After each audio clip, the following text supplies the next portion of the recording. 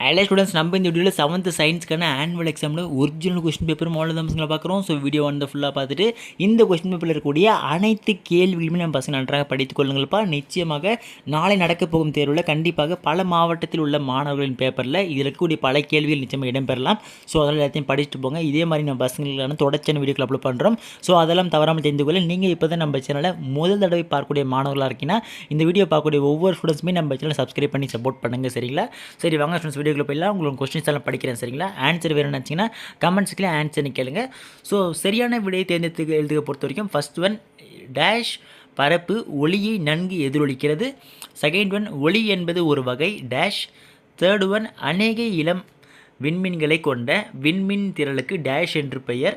Fourth one மனிதனால் உருவாக்கப்பட்ட முதல் இலை டேஷ் ஆகும். ஃபிஃப்த் ஒன் பிஇடி என்பது டேஷின் சுருக்கெழுத்தாகும். சிக்ஸ்த் ஒன் ஆஸ்பிரின் ஒரு டேஷ். செவன்த் ஒன் முட்டையில் டேஷ் அதிகம் உள்ளது. எயித் ஒன் பிரித்தெடுப்பவரின் நோய் என்று அழைக்கப்படுவது டேஷ் ஆகும். நைன்த் ஒன் பட்டு உற்பத்தியில் உலகிலேயே டேஷ் இடத்தை பெறுவது நம் இந்திய நாடு.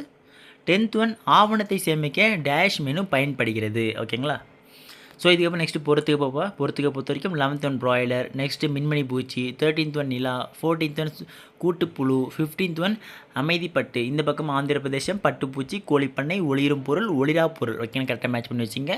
நெக்ஸ்ட்டு வந்து பார்த்திங்கன்னா கோஆர்டினேட் நிரப்பக பொறுத்த வரைக்கும் 16th ஒன் ஒரு சமதள ஆடியானது உருவாகும் பிம்பம் டேஷ் ஆகும். நெக்ஸ்ட்டு 17th ஒன் இயற்கை இலைகளையே வலிமையான இலை டேஷ் ஆகும். 18th ஒன் உலக ORS தினம் டேஷ். 19th ஒன் பல்வகை நெகிழிகளை இனம் காண டேஷ் பயன்படுகின்றன. 20 இந்திய ஏவிய முதல் செயற்கைக்கோள் டேஷ் ஆகும். ஸோ இதுக்கப்புறம் நெக்ஸ்ட் 2 மார்க்ஸ் தான் பசங்களை பார்க்க போகிறோம். ஸோ 2 மார்க்ஸ் பார்க்கறது முன்னாடி நம்ம பசங்களுக்கு ஒரு முக்கியமான சிந்தை வரும், அதை மட்டும் கிளியர் பண்ணிடுறேன். என்னென்னா, அதாவது நாளை நடக்க போகும் தேர்வில் எங்களுக்கு இந்த ஒரு கொஸ்டின் பேப்பர் தான் எல்லாருக்கும் வருமா அப்படின்ற மாதிரி கண்டிப்பாக கேட்பீங்க. தெளிவாக சொல்லிடுறேன்.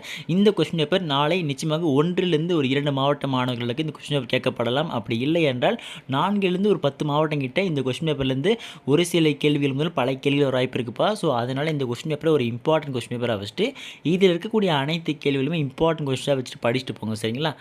ஸோ இப்போ 2 மார்க்ஸை பொறுத்தவரைக்கும் 21 செரிகல்ச்சர் வரையறு. 22 கத்திரித்தல் என்றால் என்ன. 23 மட்கும் தன்மை வாய்ந்தவை என்பதன் பொருள் என்ன. 24 பாலிலிருந்து கிடைக்கும் பொருள்கள் எவை எனும் 4 எழுதுக. 25 எரிதல் வெப்பநிலை என்றால் என்ன. 26 5R கொள்கை என்பது என்ன. வெரி வெரி இம்பார்ட்டன்ட்பா, நல்லா படித்து வச்சுருங்க இந்த கொஸ்டின்லாம். 27 வெப்பத்தால் இருக்கும் நெகிழி பொருள்களுக்கு 2 எடுத்துக்காட்டுகள் தருக. 28 சரியா தவறா என எழுதுக. தவறெனில் சரியான கூற்றை எழுதுக. ஓகேங்களா?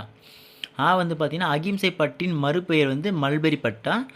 நெக்ஸ்ட் வந்து பார்த்திங்கன்னா மரம் மற்றும் நிலக்கரியை எரிப்பதால் காற்று மாசுபடுகிறதுன்றாங்க. சரிங்களா? நெக்ஸ்ட் 29 ஒளியின் நிறமாலையை எவ்வாறு பெறலாம். 30 டிஃப்ரென்ஷியேட் ஒப்புமை தருக. சரி, அனாலஜி. ஓகேங்களா? சுடரின் உள்மண்டலம், அதுக்கப்புறம் கருமை நிறம். சுடரின் வெளிமண்டலம் டேஷ். நெக்ஸ்ட்டு பருத்தி இயற்கை இலை, இந்த பக்கம் பாலிஸ்டர் டேஷ். நெக்ஸ்ட் 31 கண்ணூறு ஒளி என்றால் என்ன. Very very important. 32 பட்டின் ஏதேனும் 2 பயன்பாட்டை எழுதுக. ஓகேங்களா? நெக்ஸ்ட் 5th ரொம்ப. ஸோ 5 மார்க்ஸை பொறுத்த வரைக்கும் ஏதேனும் 4 மட்டும் அட்டன் பண்ணால் போதும். 33 எதிரொலித்தல் என்றால் என்ன. எதிரொலிப்பு விதிகளை படம் வரைந்து விவரிக்க. Very very important. நெக்ஸ்ட் 34 கிருமி நாசினிகள் ஆன்டிசெப்டிக்கிலிருந்து எவ்வாறு வேறுபடுகின்றன என்பதை எடுத்துக்காட்டுகளுடன் விளக்குக.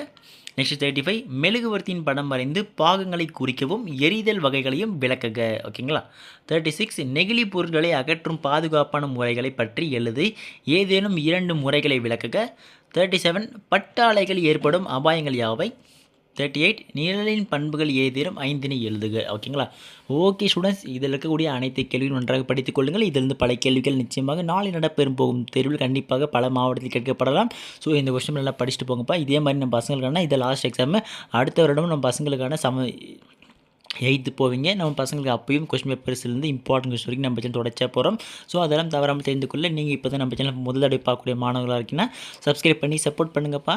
ஓகே ஸ்டூடெண்ட்ஸ், அடுத்தடுத்து பார்க்கலாம். மிஸ் பண்ணுறாதீங்க. பை பாய்.